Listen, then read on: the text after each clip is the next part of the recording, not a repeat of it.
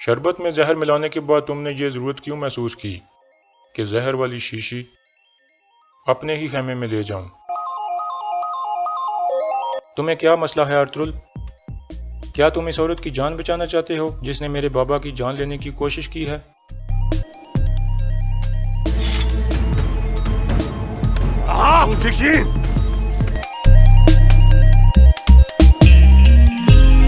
ہاتھ چھوڑو میرا۔ کیا تم ابھی بھی اس عورت کو بچا رہے ہو؟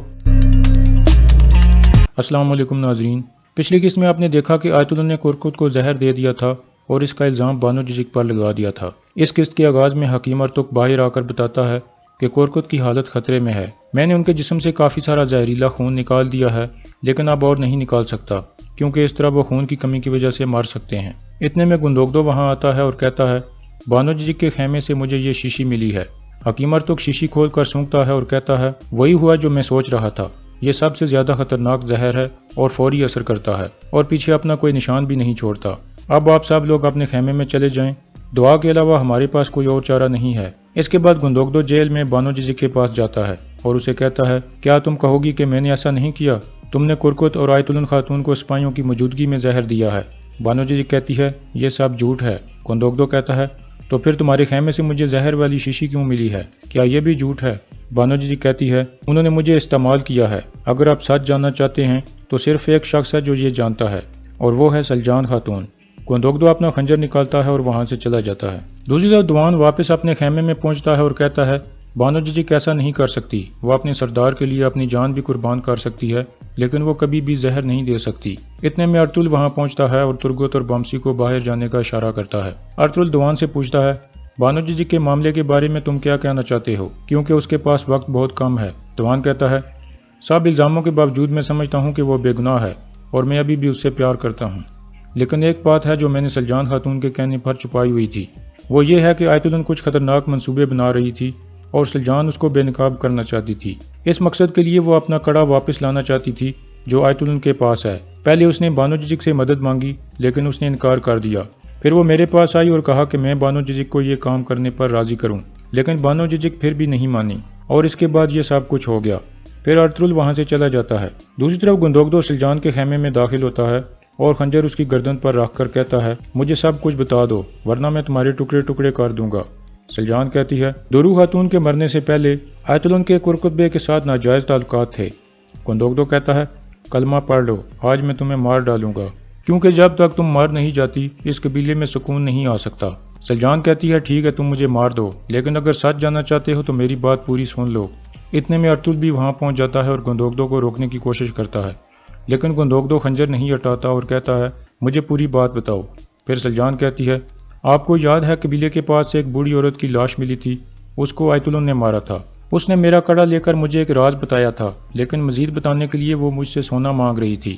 میں واپس آئی تاکہ سونا لے کر جا سکوں لیکن جب میں دوبارہ وہاں پہنچی تو وہ مر چکی تھی۔ پھر گونجا گل کو کسی طرح میرا کڑا مل گیا اور اس نے مجھے ڈرانا شروع کر دیا اور مجھے کہا کہ میں سب کو بتاؤں گی کہ تم نے اس بوڑھی عورت کو مارا ہے کیونکہ گونجا گل بھی آیت اللہ کے ساتھ ملی ہوئی ہے۔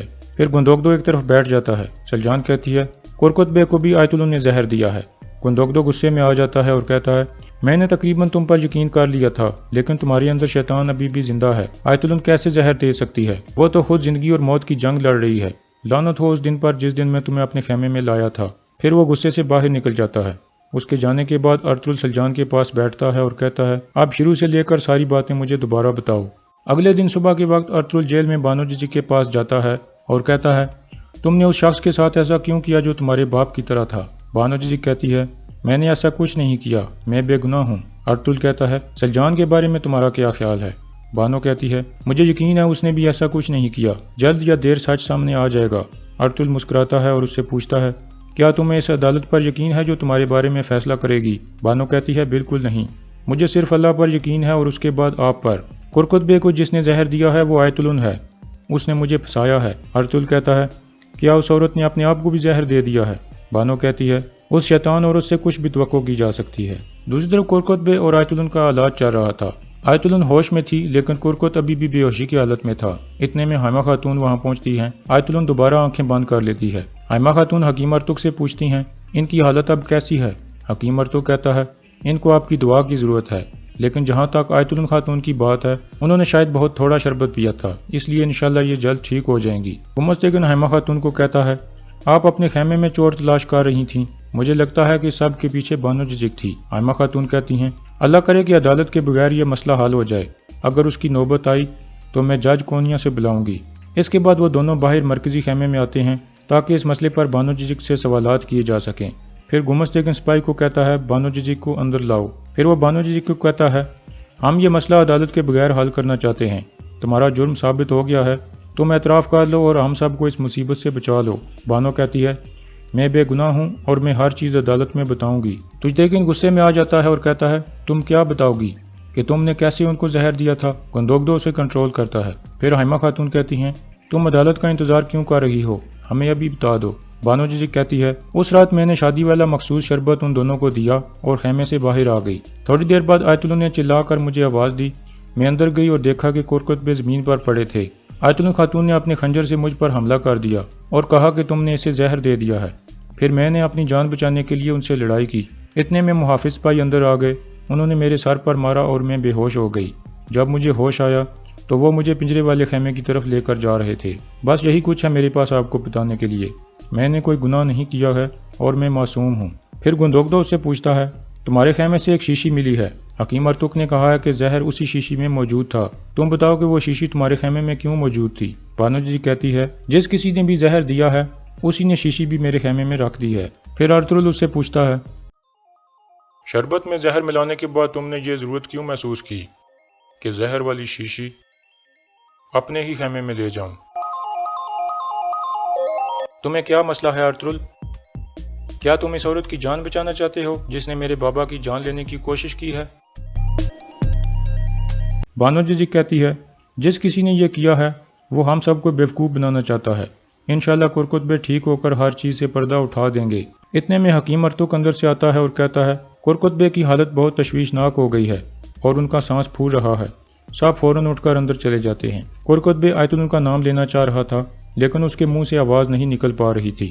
آیت الن کافی گھبرا جاتی ہے کہ کہیں یہ میرا نام نہ لے لے۔ تھوڑی دیر بعد ہی کورکت کا سانس نکل جاتا ہے اور وہ فوت ہو جاتا ہے۔ سب رونے لگتے ہیں جبکہ آیت الن سکون کا سانس لیتی ہے۔ بانو جزک بھی ادھر ہی موجود تھی اور رو رہی تھی۔ اتنے میں تجتیگن کھڑا ہوتا ہے اور بانو جزک پر حملہ کر دیتا ہے۔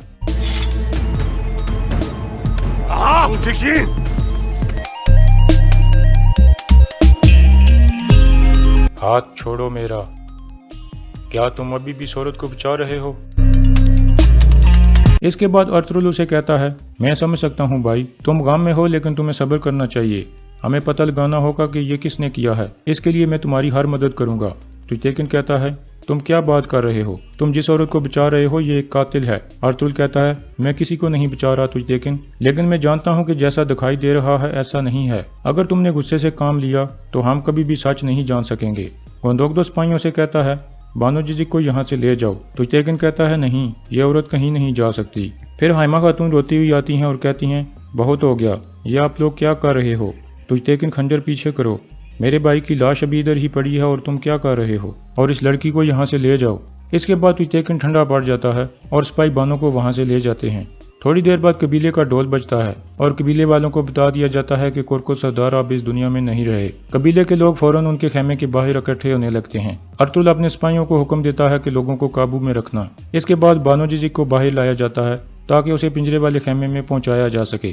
سب لوگ اسے دیکھ کر قاتل قاتل کہنا شروع کر دیتے ہیں جبکہ سپاہی بانو کو اپنی حفاظت میں لے کر آگے بڑھنے لگتے ہیں۔ دوسری طرف آیت الن بھی رونے کا ڈرامہ کر رہی تھی اور تجتیگن کو کہتی ہے جب تک اس عورت کو مار نہ دو سکون سے مت بیٹھنا۔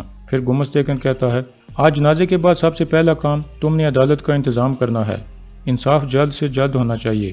دوسری طرف بانو کو دوبارہ پنجرے میں بند کر دیا جاتا ہے۔ بانو جزک دوان کو کہتی ہے دیکھو تمہارا کیا حال ہو گیا ہے، یہ سب میری غلطی ہے۔ دوان کہتا ہے ایسا مت کہو، میں تمہیں ان گیدڑوں کا شکار نہیں بننے دوں گا۔ اتنے میں تجتیگن کا سپاہی بواج اندر داخل ہوتا ہے اور کہتا ہے خیر ہے دوان الپ، قاتل کے ساتھ تمہارا کوئی کام ادھورا رہ گیا ہے کیا؟ دوان کہتا ہے جب سچ سامنے آئے گا تو تم اپنے الفاظ کے لیے معافی مانگو گے مجھ سے۔ بواج کہتا ہے تم دعا کرو کہ تمہیں ہی معافی نہ مانگنی پڑ جائے، کیونکہ جو بھی اس عورت کا ساتھ دے گا اس کو بھی قاتل سمجھا جائے گا۔ دوان فوراً خنجر نکال کر اس کی گردن پر رکھ دیتا ہے۔ بانو جزک اسے روکتی ہے۔ اس کے بعد دوان باہر نکل جاتا ہے۔ خیمے کے باہر گندوگدو ارطغرل سے پوچھتا ہے کیا تمہیں یقین ہے کہ یہ لڑکی بے گناہ ہے؟